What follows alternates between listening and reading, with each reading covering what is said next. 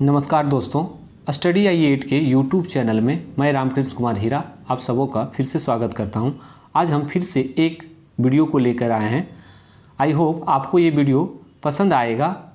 इस वीडियो को पिछले वीडियो की तरह 50 बहुविकल्पीय वास्तुनिक समाज अध्ययन के प्रश्नों और उसके उत्तर को लेकर आए हैं, जो सभी प्रतियोगी परीक्षाओं के लिए फ़ायदेमंद साबित हो सकते हैं। तो देर ना करते हुए अभी वीडियो को शुरू करते हैं।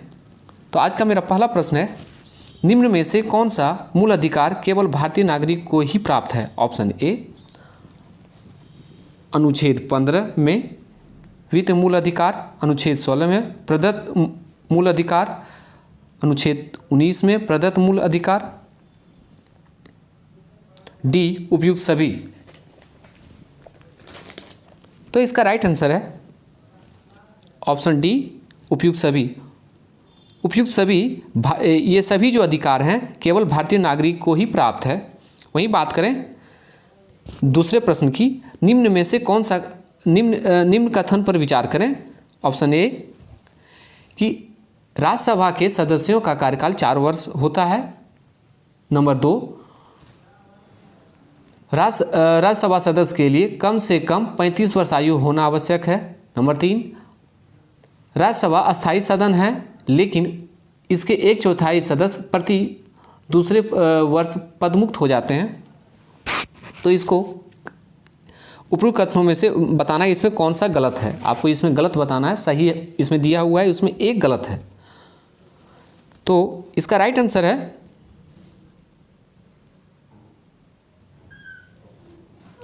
ऑप्शन डी, क्योंकि इसमें तीनों ही सही है, तीनों सही है, क्योंकि ये कि राज्यसभा के सदस्य का कार्यकाल 4 वर्ष का होता है। राज्यसभा के लिए कम से कम 35 वर्ष आयु होना चाहिए। राज्यसभा का अस्थायी सदस्य लेकिन उसके 1/4 प्रति 2 वर्ष में पदमुक्त हो जाते हैं। ये सभी सही हैं। वहीं आज के तीसरे नंबर की प्रश्न की बात करें तो धन विधेयक को राज्यसभा में अधिकतम कितने दिनों तक रोक सकती है? ऑप्शन ए 14 दिन, बी 30 दिन, सी 60 दिन, डी 90 दिन। तो इसका राइट आंसर है ऑप्शन ए 14 दिन। 14 दिन तक धन विधेयक को राज्यसभा में अधिकतम दिनों तक रोक सकती है। इस वीडियो को हम स्पीड से करते जाएंगे क्योंकि ये प्रैक्टिस सेट है। विस्तार से कुछ ही क्वेश्चन को हम इस पर डिस्कस करेंगे। तो देर ना करते हुए आगे बढ़ाते जा रहे हैं। आज का चौथा प्रश्न है कि कोई व्यक्ति उच्च न्यायालय का न्यायाधीश नियुक्त होने का पात्र होगा जब वह ऑप्शन ए भारत राज्य क्षेत्र में कम से कम 10 वर्षों तक न्यायिक पद धारण किया हो या लगातार 10 वर्षों तक उच्च न्यायालय में अधिवक्ता रहा हो। नंबर 2, उनकी आयु कम से कम 35 वर्ष हो। अब इसमें कथन कारक है, तो कथन है तो उसमें आपको कूट में आंसर दिया हुआ है, तो आपको बताना है इसमें कौन सा कथन सही है। तो इसमें जो कथन सही है ऑप्शन ए सही है, क्योंकि भारत राज्य के क्षेत्र में कम से कम 10 वर्षों का न्यायिक पद का धारण किया हो और वह लगातार 10 वर्षों तक उच्च न्यायालय या तो न्यायालयों में अधिवक्ता रहा हो। तो 5वां प्रश्न की बात करें, वित्तीय आपात उद्घोषणा का अनुमोदन करने वाले संकल्प सदन के दोनों सदनों द्वारा कितने माह के भीतर होना चाहिए? ऑप्शन ए 1 माह, बी 3 माह, सी 2 माह, डी 6 माह। तो इसका राइट आंसर है ऑप्शन ए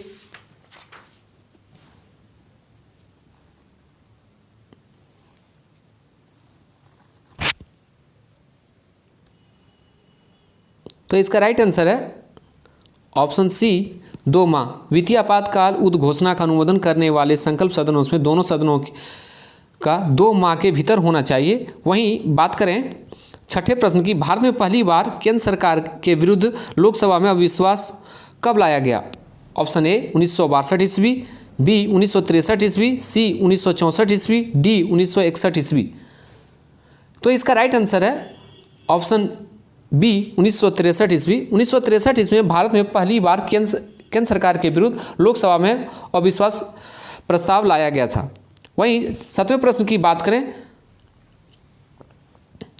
राज्य के नीति निर्देशक तत्वों के प्रवर्तन के लिए किस अनुच्छेद का उपबंध किया गया है? ऑप्शन ए अनुच्छेद 37, बी अनुच्छेद 38, सी अनुच्छेद 39, डी इनमें से कोई नहीं। तो इसका राइट आंसर है ऑप्शन सी, अनुच्छेद 37 में राज्य के नीति निर्देशक तत्वों के प्रवर्तन के लिए अनुच्छेद 37 का उपबंध किया गया है। वहीं बात करें 38 नंबर का 8 नंबर का, तो आज के 8वें प्रश्न की बात करें तो चलैया समिति का गठन किस वर्ष किया गया था? Option A 1987, B 1991, C 1992, D 1998। तो इसका राइट आंसर है ऑप्शन बी, 1991 में चलैया समिति का गठन किया गया था। वहीं 9वें प्रश्न की बात करें, निम्न में से किस क्रांति का संबंध कोको उत्पादन चमड़ा उत्पादन से है? ऑप्शन ए भूरी क्रांति, बी काली क्रांति, सी धूसर क्रांति, डी गोल्डन क्रांति।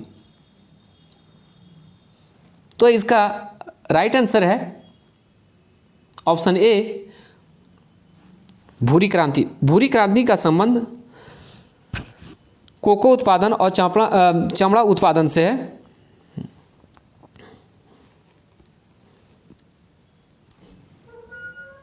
आपको कमेंट में बताना है कि काली क्रांति और धूसर क्रांति से, काली क्रांति और धूसर और गोल्डन क्रांति का संबंध किससे है। वहीं आज की 10वें प्रश्न की बात करें, एक धन जो आसानी से विदेश से आता है लेकिन आसानी से चला जाता है, इस प्रकार से जाना जाता है। Option A hard money, B soft money, C cheap money, D hot money.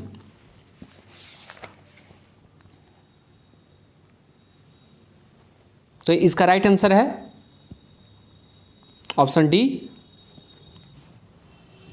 Hot money एक ऐसा धन है जो आसानी से विदेश से आता है और आसानी से चला जाता है, इस प्रकार से हॉट मनी को जाना जाता है। वहीं बात करें 11वें प्रश्न की, गन्ने का उचित और पारिश्रमिक मूल्य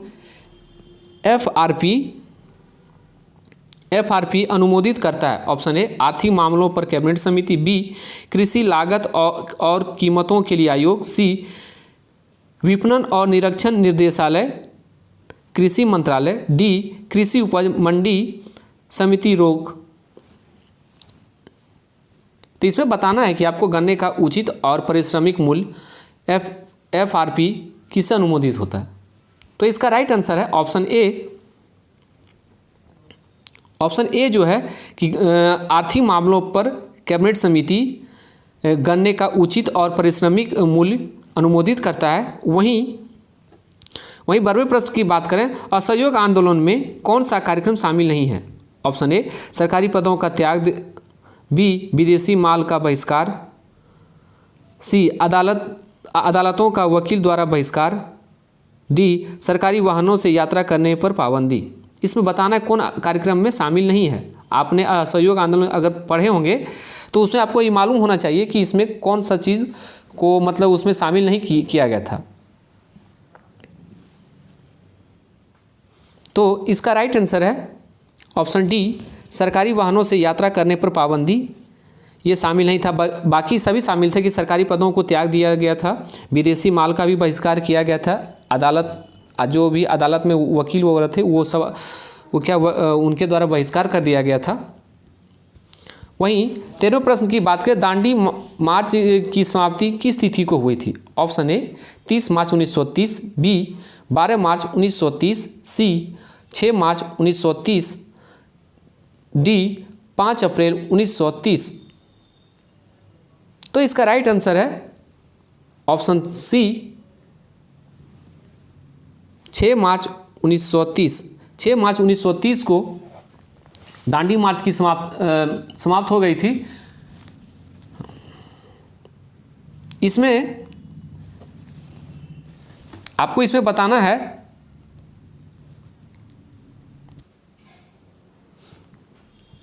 आपको कुछ जान लेना चाहिए कि कि गांधी जी की कुछ जो प्रमुख पुस्तक है वो आने वाले एग्ज़ाम में पूछी जाए तो कभी बहुत पहले भी एग्ज़ाम में ये पूछा गया। जैसे गांधी जी का एक पुस्तक है सत्य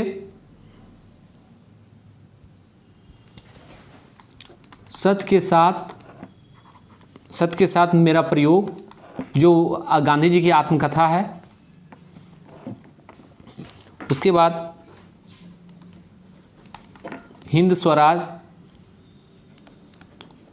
जो 1909 में दक्षिण, ये इससे पूछा कि हिंद स्वराज कहाँ लिखा गया था, महात्मा गांधी के द्वारा हिंद स्वराज कहाँ लिखे थे, तो ये दक्षिण अफ्रीका में ये किताब लिखे थे। उसके बाद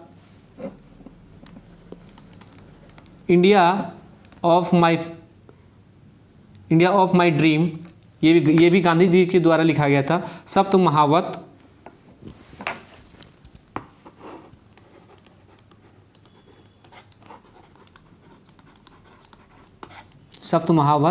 सुनो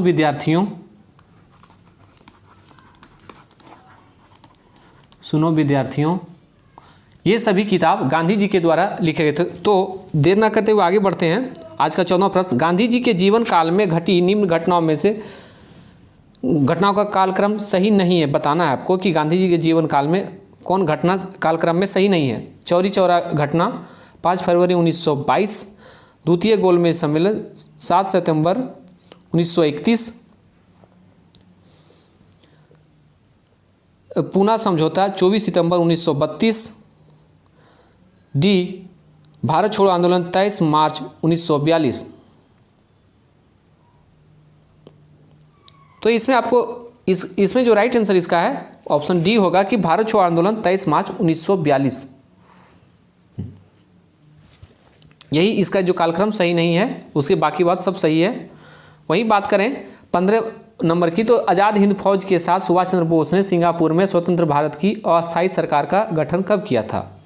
ऑप्शन ए 16 अक्टूबर 1943, बी 21 अक्टूबर 1943, सी 6 नवंबर 1943, डी इनमें से कोई नहीं। तो इसका राइट आंसर है ऑप्शन बी 21 अक्टूबर 1943 को आज़ाद हिंद फौज के साथ सुभाष चंद्र बोस ने सिंगापुर में स्वतंत्र भारत की अस्थायी सरकार का गठन किया था। वही बात करें आज के 15वें नंबर प्रश्न की, 16वें नंबर प्रश्न की, सती प्रथा का उन्मूलन किया गया। ऑप्शन ए 1828 के नियम 12वें के द्वारा, ऑप्शन बी 1829 के नियम 17वें द्वारा, ऑप्शन सी 1828 के नियम 17वें के द्वारा, ऑप्शन डी 1829 के नियम 12वें के द्वारा। तो इसका राइट आंसर है ऑप्शन बी 1829 के नियम 17वें द्वारा, जो सती प्रथा का उन्मूलन किया गया था। वहीं 17वें प्रश्न, वहाबियों के विद्रोह को कुचलने का श्रेय किस गवर्नर जनरल को जाता है। ऑप्शन ए लॉर्ड हार्डिंग प्रथम, बी लॉर्ड एलिंगन प्रथम, C sir John Lawrence, D Lord Northbrook. तो इसका राइट आंसर है ऑप्शन बी लॉर्ड एलिंगन प्रथम। लॉर्ड एलिंगन प्रथम को वहाबियों का विद्रोह को कुचलने का ये श्रेय जाता है। आपको कमेंट में बताना है किस गवर्नर जनरल की हत्या अंडमान निकोबार में कर दी गई। आपको इसका कमेंट में बताना है। आज के 18वें प्रश्न की बात करें, त्रिपक्षीय संघर्ष में निम्न में से कौन सा राजवंश शामिल नहीं है। ऑप्शन ए पालन, बी राष्ट्रकूट, सी पल्लव, डी प्रतिहार। तो इसका राइट आंसर है ऑप्शन सी पल्लव। पल्लव वंश जो है वो त्रिपक्षीय संघर्ष में वो शामिल नहीं थे। वहीं बात करें 19वें प्रश्न की, सिंधु घाटी सभ्यता के अंतर्गत शवों को दफनाने अवशेष मिले हैं, निम्न इसमें शवों के सिर किस दिशा में रखे मिले हैं। ऑप्शन ए उत्तर, बी दक्षिण, सी पूरब, डी पश्चिम। तो इसका राइट आंसर है ऑप्शन ए उत्तर। इस जो सिंधु घाटी सभ्यता के अंतर्गत जो सब दफनाने के जो अवशेष मिले हैं, इनमें उत्तर दिशा में शवों का सिर रखे मिले हुए हैं। वहीं बात करें 20वें प्रश्न की, किस बौद्ध संगति में बौद्ध धर्म 2 संप्रदायों में विभाजन हो गया? ऑप्शन ए प्रथम, बी द्वितीय, सी तृतीय, डी चतुर्थ। तो इसका राइट आंसर है ऑप्शन डी। आप सभी को मालूम हुआ कि चतुर्थ बौद्ध संगति में बौद्ध धर्म 2 संप्रदायों में विभाजन हो गया था। वहीं 21वें प्रश्न की बात करें तो महावीर स्वामी किस नदी के तट केवल की प्राप्ति हुई? Option A Niranjana, B Punpun, C Trijupalika, D Bhagirathi. तो इसका राइट आंसर है ऑप्शन सी त्रिजुपालिका। महावीर स्वामी को त्रिजुपालिका नदी के तट पर केवल की प्राप्ति हुई। वहीं 22वें प्रश्न की बात करें, आजीवक संप्रदाय के संस्थापक निम्न में से कौन है? ऑप्शन ए कचायन, बी संजय बेल्टिंट पुत्र, सी मखलीपुत्र, डी पूरन कश्यप। तो इसका राइट आंसर है ऑप्शन सी मखलीपुत्र। मखलीपुत्र जो हैं आजीवक संप्रदाय के संस्थापक हैं। वहीं बात करें 23वें प्रश्न की, किस मुगल शासक के शासनकाल को स्थापत्य कला का स्वर्णिम काल कहा जाता है? Option A Jahangir, B Akbar, C Shahjahan, D Aurangzeb. तो इसका राइट आंसर है ऑप्शन ए जहांगीर। आप सभी को मालूम हुआ कि जहांगीर का जो शासनकाल था वो स्थापत्य कला का स्वर्णिम काल कहा जाता था। माफ कीजिएगा, इसका आंसर शाहजहां है और कि स्थापत्य कला का जो स्वर्णिम काल क्या कहते हैं शाहजहां के शासनकाल में था।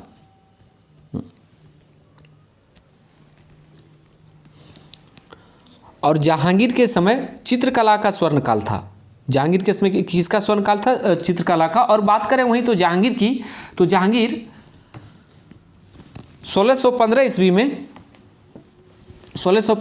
में जहांगीर ने चित्तौड़ अभियान किया था। 1615 ईस्वी में चित्तौड़ अभियान किया था। उसी के बाद 1615 ईस्वी में जहांगीर और अमर सिंह के बीच संधि भी हुई थी।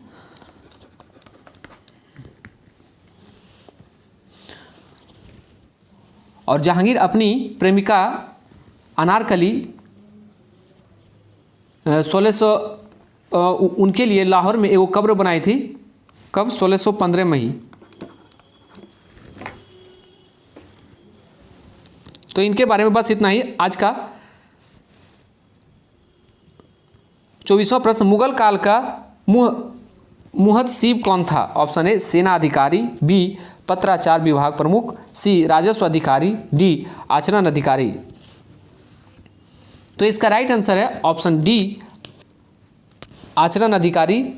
आचरण अधिकारी मुगल काल में मुहतसीब थे।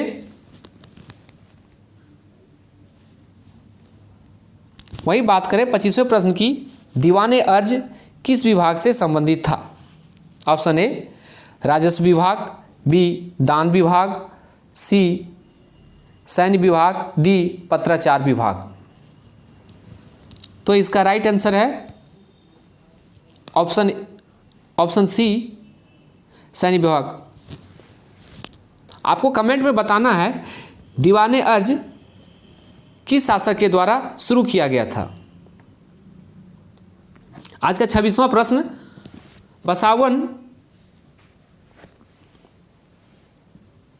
बसावन दसवंत किस शासक के दरबारी चित्रकार थे? बसावन और दसवंत किस शासक के चित्रकार थे? Option A Humayun, B Akbar, C Jahangir, D Shahjahan. तो इसका राइट आंसर है ऑप्शन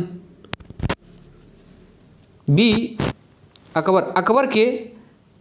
अकबर के शासक के दरबारी में बसावन और दसवंत चित्रकार थे। वहीं बात करें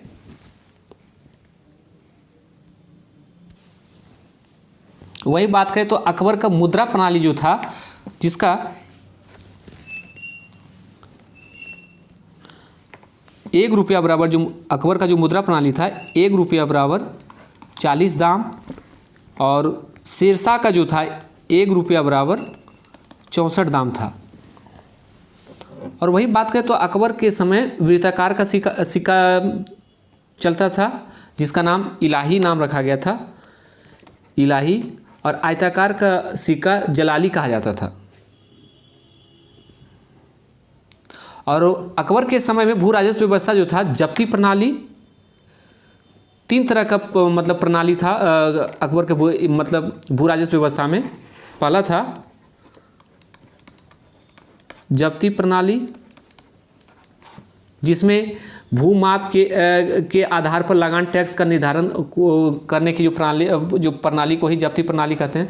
कनकूट प्रणाली, एक कनकूट प्रणाली जो उपज के ध्यान में रखकर टैक्स का निर्धारण को कनकूट व्यवस्था कहते हैं। वही बात करें तो एक लास्ट जो था आइन ए 10 साला, जो 10 वर्षों के औसत उपज के आधार पर मानकर लगान का निर्धारण किया जाता था। और यही लगान का निर्धारण जो किया गया था, इस लगान का जो बनाया था, इसी को किसने बनाया था? टोडरमल ने बनाया था, टोडरमल बनाया था। तो इनके बारे में बस इतना ही। आज का 27वां प्रश्न,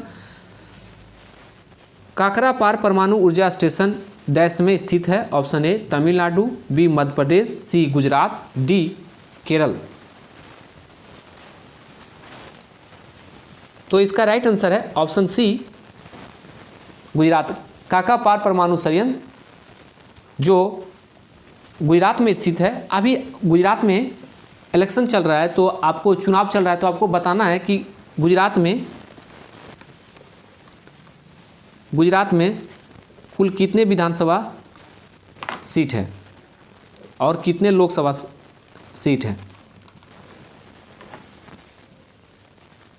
तो कुछ परमाणु स्टेशन के बारे में भी जान लें कि जो भारत में है। तो भारत में जो परमाणु ऊर्जा संयंत्र हैं, जैसे कुंडलकुलम परमाणु ऊर्जा संयंत्र जो तमिलनाडु में है, तारापुर परमाणु रिएक्टर महाराष्ट्र में है, राजस्थान परमाणु संयंत्र राजस्थान में है, कैगा परमाणु संयंत्र कर्नाटक में है, और कलपक्कम परमाणु ऊर्जा संयंत्र तमिलनाडु में है, नरोरा परमाणु रिएक्टर उत्तर प्रदेश में है, और काकरापार परमाणु संयंत्र जो पिछले प्रश्न में आपसे हम पूछे थे अभी के प्रश्न में, तो वो गुजरात में है। इसमें से मात्र उत्तर प्रदेश में एक ही है, नरोरा। तो ये एग्जाम के प्रोस्पेक्टिव्स के लिए बहुत इंपॉर्टेंट है, तो आप इसे याद कर लेंगे। और मेरे वीडियो को आप कंटिन्यू देखें, तब आपको समझ में आएगा कि ये जो हम प्रश्न और लेके आ रहे हैं वो कैसा है।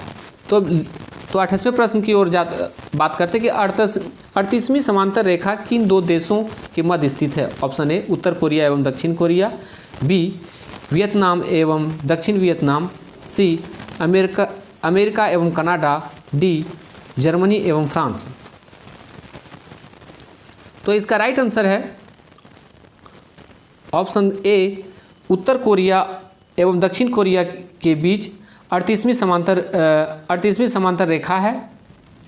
वहीं बात करें तो इनके बारे में कुछ और एडिशनल इन्फॉर्मेशन जान लें कि रेड क्लिफ रेखा जो है भारत और पाकिस्तान के बीच का सीमांकन करती है। मैकमोहन रेखा भारत और चीन के बीच सीमा रेखा करती है। ये सिर्फ कहाँ, मैकमोहन रेखा सिर्फ अरुणाचल प्रदेश के क्षेत्र को ही सीमांकन करती है। डुरंड रेखा माफ कीजिएगा अफगानिस्तान और पाकिस्तान की सीमा को सीमांकन करता है। हिंडनबर्ग रेखा जर्मनी और पोलैंड के विभाजित करने वाली सीमा है।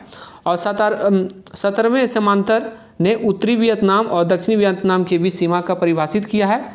वहीं 49वां समांतर जो रेखा है वो अमेरिका और कनाडा के बीच की सीमा है। वहीं 29वें प्रश्न की बात करें, निम्न में से कौन सा एक अच्छे ईंधन का गुण नहीं है? ईंधन का ऑप्शन ए जो है ईंधन उसमें मान उच्च होना चाहिए, बी जलने पर ज़्यादा से ज़्यादा अवशिष्ट एवं हानिकारक गैसों का उत्सर्जन होना चाहिए, सी ईंधन का प्रज्वलन ताप ना तो कम ना ही ज़्यादा होना चाहिए, डी इनमें से सभी। तो इसमें कौन सा गुण अच्छे ईंधन में नहीं है? तो इसका राइट आंसर है ऑप्शन बी। ऑप्शन बी जो है ये जलने से ज़्यादा अवशिष्ट एवं हानिकारक गैसों का उत्सर्जन होना चाहिए, यही एक अच्छे ईंधन का गुण नहीं है। वही बात करें तीसरे प्रश्न की, सूची 1 और सूची 2 में सुमेलित कीजिए कि vitamin B7 option B, vitamin B12 option C, E3 option D, vitamin K. तो आपको इसमें बताना है कि कौन मतलब सुमेलित इसमें है। आप इस मिलान को अपने कॉपी में बनाएंगे तब आपको एहसास होगा कि इसमें क्या होगा। तो विटामिन B7 जो है वो बालों का झड़ना होता है। B12 जो है विटामिन B12 वो वंशीय अरक्ता होता है। विटामिन E3 बांझपन उत्पन्न होना है। विटामिन के रक्त के थक्के जमने से होता है। ये सभी एक दूसरे से सुमेलित हैं। वहीं आज के 31वें प्रश्न की बात करें तो तारों के मध्य दूरी ज्ञात करने की इकाई है। Option A stellar mile, B cosmetic kilometre, C galactic इकाई, डी प्रकाश वर्ष। तो इसका राइट आंसर है ऑप्शन सी गैलेक्टिक इकाई। आपको कमेंट में बताना है प्रकाश वर्ष किसकी इकाई है। आज के 32वें प्रश्न की बात करें, निम्नलिखित में से कौन सा रोग पुरुषों की तुलना में महिलाओं में बहुत कम होता है? ऑप्शन ए निकट दृष्टि दोष, बी वर्धनता, सी ब्रेन ट्यूमर, डी घेंघा। तो इसका राइट आंसर है ऑप्शन बी वर्धनता। वर्धनता जो है, वर्धनता रोग जो है पुरुषों की तुलना में महिलाओं में बहुत कम होता है। वहीं बात करें 33वें प्रश्न की, हेमोग्लोबिन लाल रक्त कोशिकाओं के अंदर का एक प्रोटीन है और यह निम्न में से किसका वहन करता है? ऑप्शन है option A oxygen, B carbon dioxide, C nitrogen, D hydrogen. तो इसका राइट आंसर है option A oxygen. Oxygen haemoglobin लाल रक्त कोशिकाओं के अंदर एक प्रोटीन है, यह ऑक्सीजन का वहन करता है। वही बात करें 34वें प्रश्न की, किसी पदार्थ को एक अवस्था से दूसरी अवस्था में बिना तापमान में बदलाव के परिवर्तन होने के लिए आवश्यक ऊष्मा की मात्रा है। ऑप्शन ए संवहन, बी विशिष्ट ऊष्मा, सी विकिरण, डी गुप्त ऊष्मा। तो इसका राइट आंसर है ऑप्शन डी गुप्त ऊष्मा। गुप्त ऊष्मा जो है किसी पदार्थ को एक अवस्था से दूसरी अवस्था में बिना तापमान में बदलाव के परिवर्तन होने के लिए आवश्यक ऊष्मा की मात्रा है। वहीं 35वें प्रश्न की बात करें तो निम्नलिखित में कोशिका अंगों में से किस में न्यूक्लिक अम्ल नहीं पाया जाता है? ऑप्शन ए केंद्रिका, बी हरित लवक, सी राइबोसोम, डी जीवद्रव्य। तो इसका राइट आंसर है ऑप्शन डी। ऑप्शन डी जो है जीवद्रव्य है, जो कोशिका अंगों में से न्यूक्लिक अम्ल नहीं पाया जाता है। वहीं 36वें प्रश्न में निम्न में से कौन सा विटामिन ए का अच्छा स्रोत नहीं है? ऑप्शन ए मछली का तेल, बी पालक, सी जंतुओं के यकृत एवं गुर्दे, डी आम। तो इसका राइट आंसर है ऑप्शन सी जंतुओं के यकृत एवं गुर्दे जो विटामिन ए का अच्छा स्रोत नहीं है। वहीं 37वें प्रश्न की बात करें, सूची 1 को सूची 2 से मिलान करें। ऑप्शन ए प्रतिरोध, बी विद्युत प्रभाव, सी बल, डी पावर। तो इसको मिलाना है तो प्रतिरोध का क्या होगा? प्रतिरोध का ओम होगा, विद्युत प्रवाह का एम्पियर होगा, बल का न्यूटन होगा, पावर का वाट होगा। 38वें प्रश्न की बात करें तो धातुओं में सबसे कम घनत्व वाला तत्व कौन सा है? Option A sodium, B lithium, C पारा, डी कॉपर। तो इसका राइट आंसर है ऑप्शन बी लिथियम। लिथियम जो धातु है वो सबसे कम घनत्व वाला तत्व है। वहीं 39वें प्रश्न की बात करें, प्राकृतिक रबड़ के बारे में निम्न में से कौन सा कथन सही है? ऑप्शन ए यह एक प्राकृतिक बहुलक है और उनमें यह एक प्राकृतिक बहुलक है और इनमें लोचदार गुण होते हैं। ऑप्शन बी यह एक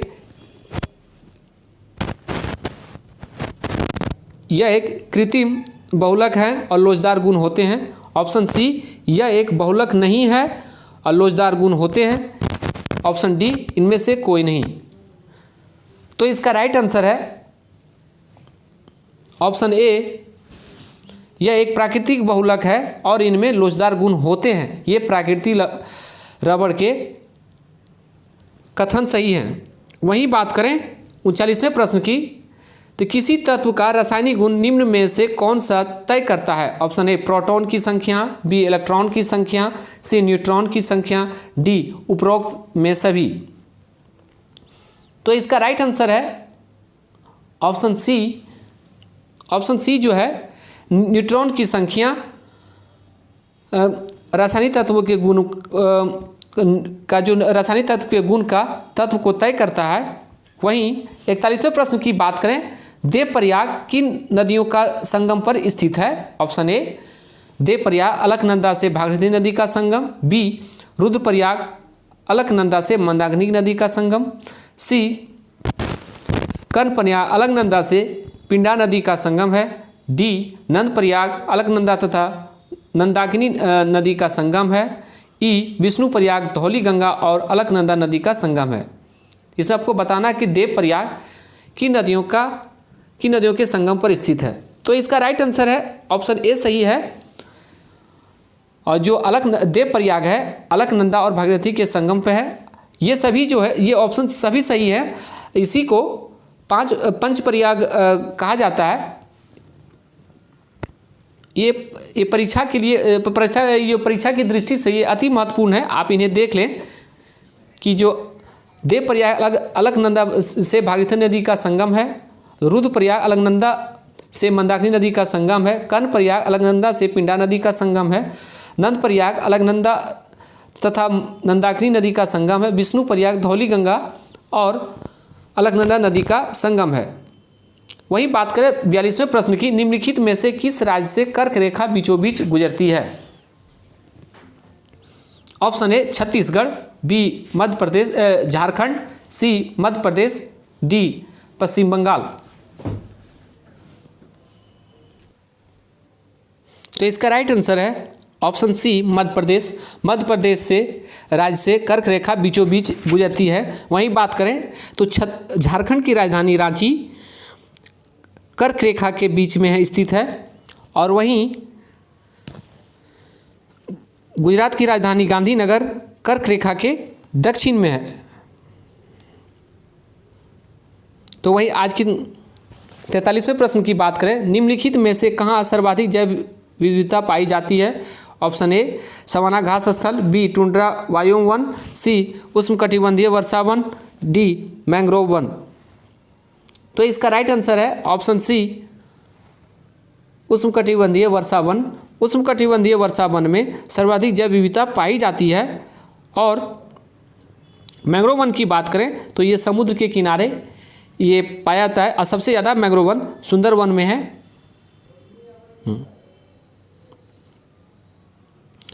वहीं 44वें नंबर प्रश्न की बात करें, निम्नलिखित में से कौन सा सुमेलित नहीं है?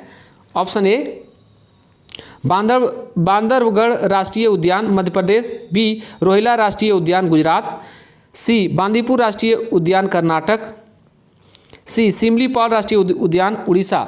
इसमें सुमेलित नहीं है वो बताना है। तो इसका राइट आंसर है ऑप्शन बी रोहिला राष्ट्रीय उद्यान गुजरात में जो है रोहिला राष्ट्रीय उद्यान ये सुमेलित नहीं है, बाकी सब सुमेलित है। वहीं 45वें प्रश्न की बात करें, निम्नलिखित में से कौन शीत महासागरीय जलधारा नहीं है? ऑप्शन ए बेगुल, बी बोल्ट जलधारा, सी लैब्राडोर जलधारा, डी अगुलहलास जलधारा। इसमें कौन नहीं है? बाकी सब ये उष्म है। तो इसका राइट आंसर है ऑप्शन डी अगुलहास। अगुलहास जो जलधारा है वो शीत महासागरीय जलधारा नहीं है। वहीं 46वें प्रश्न की बात करें, निम्नलिखित में से किस नदी को दक्षिण भारत की गंगा कहा जाता है? ये आप सबों को मालूम होगा। तो इसका ऑप्शन है option A Godavari, B Kaveri, C Vaigai, D Krishna. तो इसका राइट आंसर है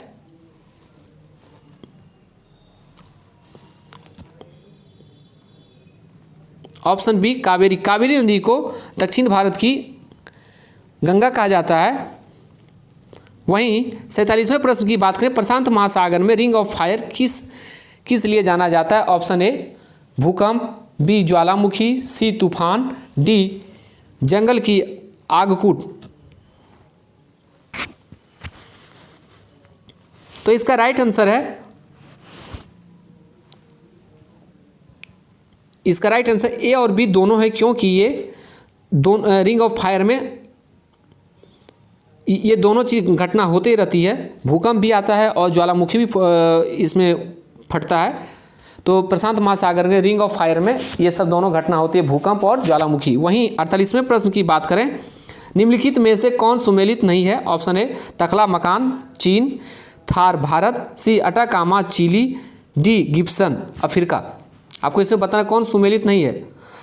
आपको मालूम होगा कि तखला मकान चीन में है, थार भारत में है, अटाकामा कहाँ है? अटाकामा चिली में है और गिब्सन दक्षिण अफ्रीका में नहीं है। यही इसका राइट आंसर है कि ये सुमेलित नहीं है। वहीं 49वें प्रश्न की बात करें 49वें प्रश्न की बात करें तो प्रतिरोधात्मक और घर्षणात्मक बेरोजगारी है। ऑप्शन ए एक ही रोजगार में आवश्यक से अधिक श्रमिकों और व्यक्तियों का होना, बी श्रमिकों और व्यक्तियों को उनकी योग्यता के अनुसार बहुत निम्न स्तर का कार्य मिलना, सी व्यवसाय और रोजगार परिवर्तन की प्रक्रिया के दौरान श्रमिक और व्यक्ति का कुछ समय के लिए बेरोजगार होना, डी उपयुक्त सभी।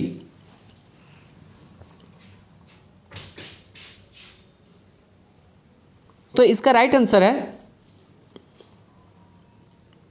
ऑप्शन सी की व्यवसाय और रोजगार परिवर्तन की प्रक्रिया के दौरान श्रमिक व्यक्तियों का कुछ समय के लिए बेरोजगार होना। वहीं 50वें और अंतिम प्रश्न की बात करें तो न्यूनतम समर्थन मूल्य एमएसपी के बारे में निम्नलिखित में से कथनों पर विचार करें। नंबर 1, न्यूनतम समर्थन मूल्य आर्थिक मामलों की मंत्रिमंडलीय समिति द्वारा प्रस्तावित की जाती है। नंबर 2, न्यूनतम समर्थन मूल्य कृषि लागत एवं मूल्य आयोग के द्वारा अनुमोदित की जाती है। नंबर 3, उपयुक्त सभी, ये सभी सही हैं। तो इसका राइट आंसर है ऑप्शन नंबर 3 जो है ये उपयुक्त सभी है, क्योंकि एमएसपी के बारे में जो भी कथन दिया है वो सही है कि न्यूनतम समर्थन मूल्य आर्थिक मामलों की मंत्रिमंडलीय समिति द्वारा प्रस्तावित की जाती है और न्यूनतम समर्थन मूल्य कृषि लागत एवं मूल्य आयोग के द्वारा अनुमोदित की जाती है। तो आज के लिए बस इतना ही and thank you for watching study I 8।